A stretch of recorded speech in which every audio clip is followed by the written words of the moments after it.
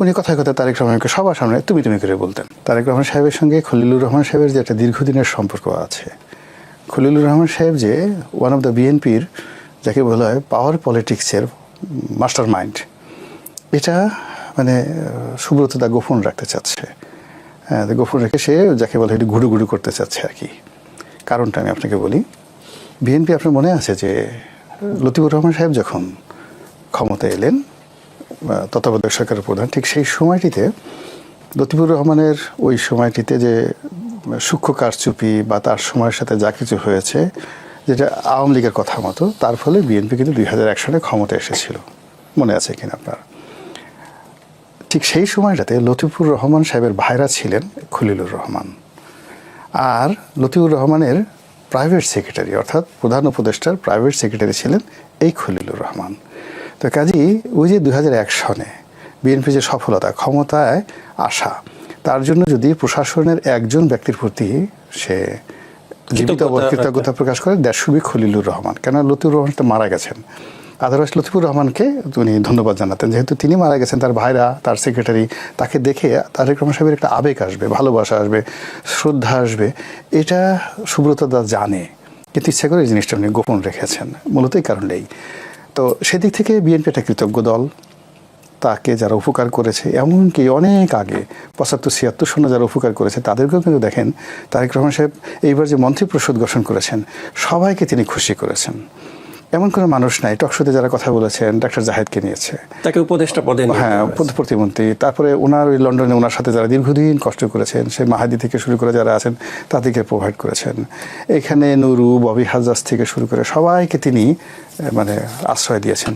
এত উদার মানে প্রধানমন্ত্রী, এত অ্যাকোমোডেটেড প্রধানমন্ত্রী। আমরা তো শেখ হাসিনা আসলে একটা কৃপণ ছিলেন, ভীষণ রকম কৃপণ ছিলেন। তিনি প্রথমে একটা ছোট মানে একটা ক্যাবিনেট করেছিলেন, করে আবার সব মানুষকে একটা টেনশনের মধ্যে রাখছিলেন যে মন্ত্রী বানাবো, দৌড় দাও দৌড় দাও। তারেক রহমান সাহেব এই ব্যাড গেমটা খেলেননি। তিনি একটা বড় মন্ত্রী পরিষদ করে তিনার হাতে যা আছে সব দিয়েছেন। মানে উদারতা কি একটু বেশি দেখানো হয়ে গেল? না, এটা আসলে উনি তো কার ছেলে?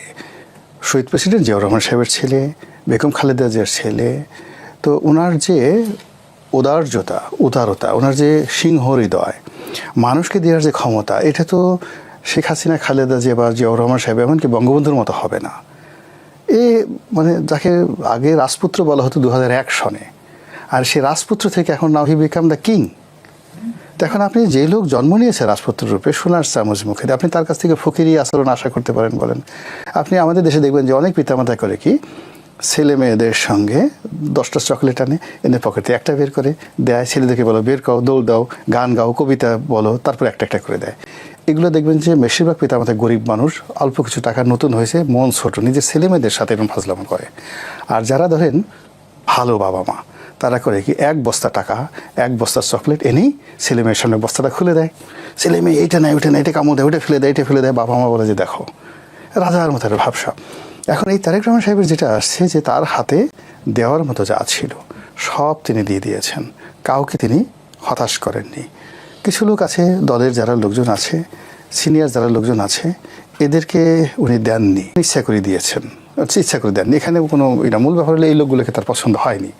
ওই লোকগুলো বিভিন্ন সময় মানে তারেক রহমান সাহেব তো রাজপুত্র হিসেবে, ভবিষ্যৎ রাজা হিসেবে, ভবিষ্যৎ প্রধানমন্ত্রী হিসেবে তার যে প্রাপ্য রেসপেক্টটা ছিল, সেই উনি বিদেশে যাওয়ার পর থেকে দলের অনেক লোক তাকে নিয়ে টিটকারি করেছে আকার ইঙ্গিতে।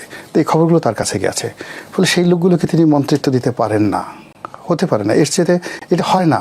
আমি একটা লোকের মন্ত্রী দিলাম, সে আমার পাশে বসে রইল, তারা দেখলে আমার মেজাজ গরম হয়ে যায়, আমার কোনো কিছু লিখতে ইচ্ছা করে না, বলতে ইচ্ছা করে না। তো এরকম বিএনপির অনেক লোক আছেন আমাদের দৃষ্টিতে একেবারে সিনিয়র টপ পর্যায়ের যারা বিএনপির টপ পর্যায়ের সবাই দেখেছি, তাদেরকেও কিন্তু মন্ত্রিসভায় জায়গা, হ্যাঁ, এরা সবাই এই তরুণ নেতৃত্ব তারেক রহমান সাহেবের প্রতি যে ডিউ রেসপেক্ট, এটা দেখাননি। এই যেমন আগে একটা শামসুর মোবিন চৌধুরী, এখন শামসুর মোবিন চৌধুরী উনি কথায় কথায় তারেক রহমানকে সবার সামনে তুমি তুমি করে বলতেন। আরে ফাজলামুর তার সীমা, সব জীবিত আছে না মারা গেছে? আই ডোন্ট নো, আচ্ছা। জীবিত আছে। তো উনি হোক মুক্তিযোদ্ধা, বঙ্গবন্ধু মানে যে উনি জেলে আছেন, উনি জেলে আছে, উনি এটার সাথে যাকে বলে হয় জিয়াউর রহমান সাহেবের খুব ঘনিষ্ঠ ছিলেন, সব ছিলেন। তারেক রহমান সাহেবকে ছোট দেখেছেন, ভালো কথা, কিন্তু এখন তারেক রহমান সাহেব বড় হয়েছেন, ম্যাচিউরড হয়েছেন, তো তাকে তো সে সম্মানটা দিতে হবে। তা না করে সমস্যা এই তারেক আসো, এটা করো এটা করো, তো এই লোকে কেন তিনি মন্ত্রিত্ব দিতে যাবেন বলেন? দেখুন দলের মধ্যে অনেক কিছু আছে, আপনি উনি দাতা, উনি দিচ্ছেন, কিন্তু তার সঙ্গে সঙ্গে ওনার সম্মান, ওনার ইজ্জত, ওনার মন মানসিকতা দিতে হবে। উনি ক্যাবিনেটে বসবেন, সব লোক তাকে ঘিরে বসবে, যাদের কথা শুনলে, যাদের চেহারা দেখলে তার ভালো লাগবে, যাদেরকে দেখলে তার ভিতরে একটা ইনোভেটিভ পাওয়ার আসবে, যাকে দেখলে তার কাজ করতে ইচ্ছা করবে, যাদের পবিত্র জবানের ভাষা শুনলে তার ভিতরে একটা ইন্সপিরেশন আসবে। মানে আমরা তো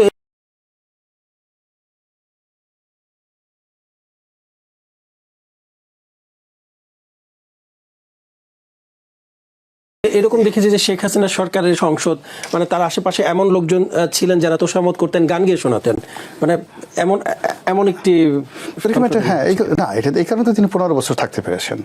এখন উনি যদি গান গাওয়া শুনছেন, এটা কিন্তু ওনার জায়গাতে যদি আপনি তুফাইল সাহেবকে রাখতেন, তুফাইল সাহেব তার সমালোচনা করতো, সুরঞ্জিত বাবুকে রাখতেন, সমালোচনা করতো, উনি বিশ্বাস করেন 15 বছর ক্ষমতায় থাকতে পারতেন না, 15 বছর থাকতে পারতেন, শেখ হাসিনা আয়ু কমে যাইতো। তো এখন রাজারা দেখেন, এই যে বড় বড় রাজারা, এই যে আপনারা তো মোল্লা দৌফেয়াজার নাম শুনছেন না? আমি মোল্লা দৌফেয়াজা ছিল সভাকবি, খুব রসিক মানুষ ছিলেন, সম্রাট আকবরের রাজদরবারের নবরত্নের একজন। আরেকজন ছিলেন হলো ফৈজি টোডরমল দোপেয়াজা, আর আরেকজন হিন্দু ছিল, এক ভদ্রলোক ছিলেন, আমার নামটা মনে আসতেছে না, খুবই নাম, খুব কৌতুক করতেন। এখন সবচেয়ে যে বড় ভাঁড়, তাকে বলা হয়তো গ্রেটেস্ট ভাঁড়, গোপাল ভাঁড়ের চাইতে 1 কোটি গোপাল ভাঁড়ের চাইতে বিখ্যাত, সে আমার নামটা মনে আসতেছে না ভদ্রলোক। তো ফতেপুর সিকরি, আমি আসবো আচ্ছা 1 মিনিট, সেই ফতেপুর সিকরির আকবরের পাশের রুমে মানে তাকে জায়গা করে দেওয়া হয়েছিল, আমি ওখানে গিয়ে দেখে আসছি। তো কাজী রাজা যিনি হবেন তার শান্তি হলো বড় কথা, রাজার নীতি হলো রাজনীতি। এখানে তারেক রহমান সাহেবের ইচ্ছা, তার ভালো লাগা, তার ভালোবাসার উপরই আমাদের দেশের ভাগ্য নির্ভর করে। তার হাতে এখন গাড়ির স্টিয়ারিং, আপনি পিছন থেকে একটা বাজে কথা বলেন, একেবারে গাড়ি সহ খাদের মধ্যে ঢুকিয়ে দেবে, একদম সব মিলিয়ে মরা লাগবে। আর যদি আপনি তাকে ভালো কথা বলেন, তাহলে দেখা যাচ্ছে গাড়িটা এমন জোরে চালাবে, বাংলাদেশে একেবারে সিঙ্গাপুরে নিয়ে যাবে। তো আপনি কী চান? সিঙ্গাপুরে যেতে চান? তো এই জন্য তার যে মন্ত্রী পরিষদ যা কিছু আছে তিনি তার মতো করে সাজিয়েছেন। আমরা শুধু বলবো কথা বলা যাবে না, না বলবো, আমরা বলবো মারহাবা মারহাবা, শাহালা আহলান ওয়া শাহালান। হ্যাঁ, আপনি যা কিছু করেছেন চমৎকার করেছেন, আল্লাহ আপনার প্রতি রহমত বরকত দান করুক, সামনে মাহে রমজান আসছে, আমি আপনার জন্য অতিরিক্ত 2টো মানে নফল রোজা রাখবো, ইত্যাদি ইত্যাদি কথাবার্তা। এগুলো শুনলে উনি কাজে শান্তি পাবেন। আজকে আমরা যেটা খবর পেয়েছি বা দেখেছি যে উনি ফজরের নামাজ পড়ে রাস্তা ঝাড়ু কিন্তু দিয়েছেন। এটা উনি দেননি, ওটা দিয়েছেন জামাতের আমির। যে পরিষ্কার পরিচ্ছন্নতা জামাতের আমির করেছেন, জামাতের আমির করেছেন, তারেক রহমান সাহেব করেননি। তো জামাত মানে এটি দিয়ে তো আমরা ইতিবাচকতা আমরা যাচ্ছি, আমরা সবার সাথে সবাই পাল্লা দিচ্ছে। তো জামাতের আমির সাহেব যেভাবে কাজ করছেন, তারেক রহমান সাহেব তিনি কিন্তু ঘোষণা দিয়েছেন যে ক্ষমতা নেবার পরে ফজরের নামাজ পড়ে উনি দেশ গঠনের কাজে লেগে যাবেন যদি ক্ষমতায় আসতে পারতেন, এমন একটি ঘোষণা তিনি দিয়েছেন।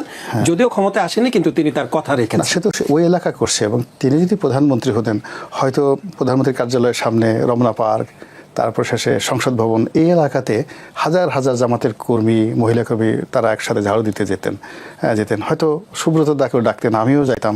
এটা একটা অন্যরকমের ওয়ার্ক, সবাইকে তাহলে ফজরের সময় জেগে থাকতে হতো, ফজরের সময় জেগে থাকতে, শরীরের জন্য ভালো তো।